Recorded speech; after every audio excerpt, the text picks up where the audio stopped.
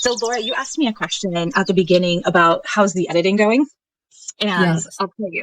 So, book seven is written, and as you know, it is out to beta readers and editors. Like, I've got my team. And by the way, I'll talk to you more about that later off camera. I'm holding it again. But just keep doing what you're doing because it's working awesome. Like, just keep going. Anyway, I am really focused right now on audiobooks.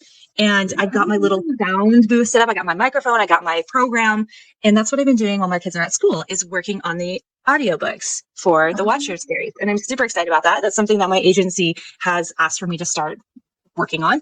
And I'm having a lot of fun with it. And I started with book two because book one is already out. And so as I started reading book two, what I did to kind of prep myself for this is I started reading the books out loud to my children because in many ways, well, this is the first time I've gone through the book since I published it. I mean, because I read it like 100 times while it was in production to make sure that it was perfect. And then after it was produced, I went on to the next book and I didn't look back. And now that the series is complete, I'm going back and reading it again.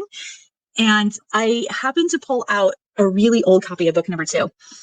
And book number two, as I was going through it, there was so much romance in it because I wrote this book during the time that my husband and I were like courting, and there was so much romance in it. And it was just like super intense, like just the whole time.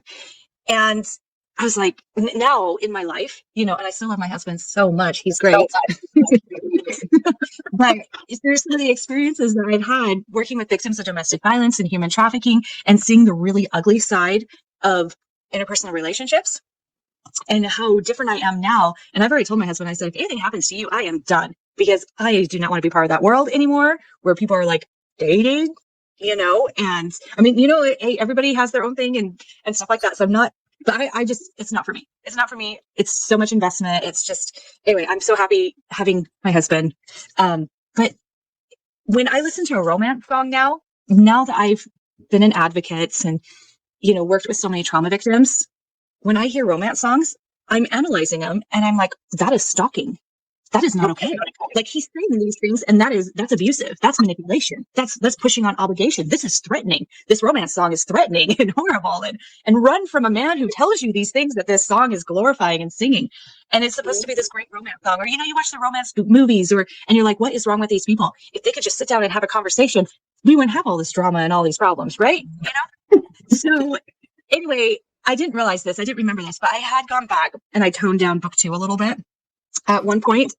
But I had picked up the old copy and I started reading it to my children. And there were some parts that I had to skip, not because they were bad. They weren't like bad. I don't put bad stuff in my books. But I was like, oh my goodness, if a man comes on like that so strong, stay away from him. Beware of a man that comes on strong. Stuff like that. And my husband, he's just a forward kind of guy. I lucked out. I totally lucked out. So that's not how it normally works out. Normally, it's scary. Only like narcissists come on like that. So anyway, I know he can hear me. This is kind of weird that I'm saying this when he's sitting right over there. Anyway, so I was like, I've got to fix this because I'm going to give the modern day young woman and an older woman the wrong impression on what a proper romance is. And so anyway, I had to go back. And even after I toned it down like years ago, I went down and I kind of made it more appropriate because in 10 years time, we've had a lot of education about romance.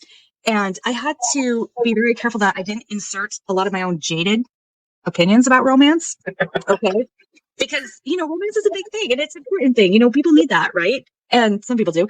And anyway, what are your guys' thoughts on that? Because I know both of you have had experiences that might have, we're not 16 anymore and we don't have that viewpoint of what romance really is. So I want to hear your guys' thoughts.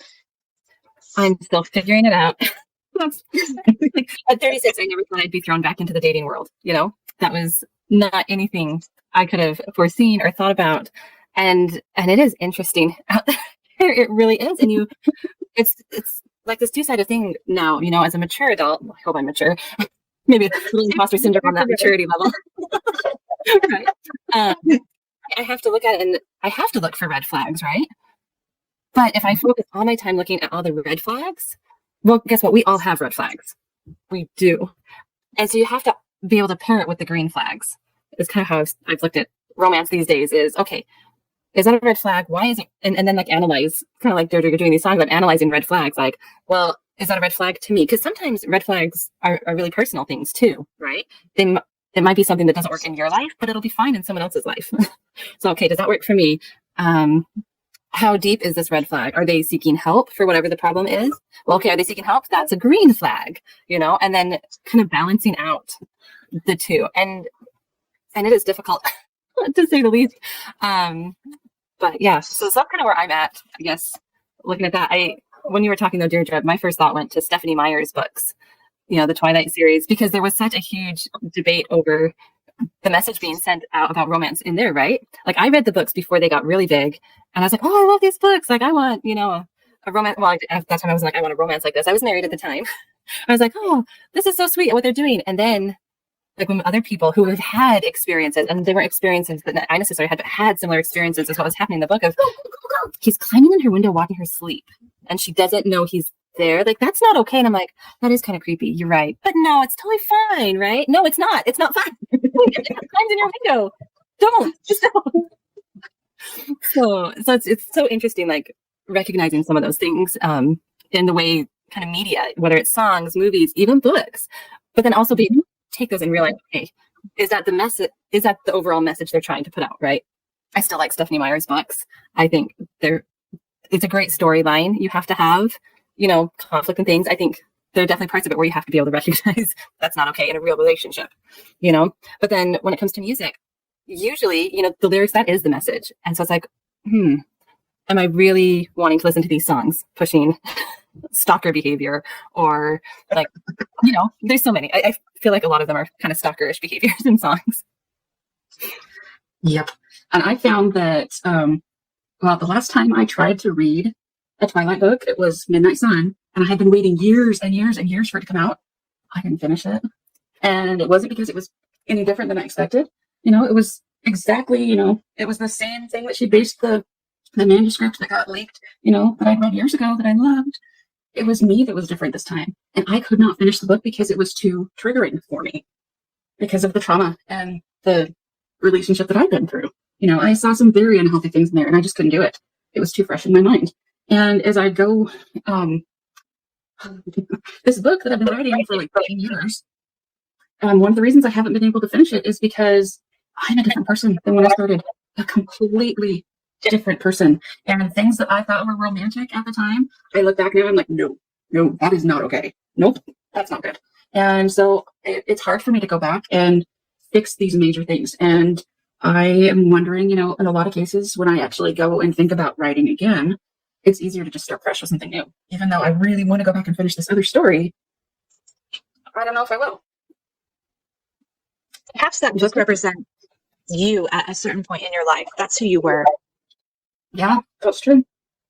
Yeah, so it's almost like a journal because as an author, you kind of put some of your essence into your own characters. Oh, yeah. And you're a different character now, Laura. You've triumphed over so much adversity that now it would be hard for that to put the woman you are now into the girl and I know what book you're talking about because I've had the privilege of reading it. To put the essence of the woman you are now into that girl who's still trying to figure things out in life, in the story. So yeah, that's perfectly, you guys made my point of, as I'm going through book 2 all over again after like almost 12 years since I put it down, I'm finally making the audiobooks of it, having to go back and just tweak a few little things. I'm not changing the storyline. Nobody has to go back and reread it. So it's just, just to try to tweak it a little bit for the modern day woman, because we're a lot more educated now, and to be able to make myself feel better about my daughters reading it. Well, and it reminds me of one thing that I meant to say earlier when Adelina asked me about how I got through that process with the social media and people being very vocal. One of the biggest things that ended up helping, besides my overanalyzing everything, was taking time and space away from it. I obsess and worry about everything. And when I had that distance, like you've had distance away from your book, when I was able to step away and take some of the emotion out of it, and it wasn't so fresh in my mind, I was able to look at it a lot more objectively and improve it.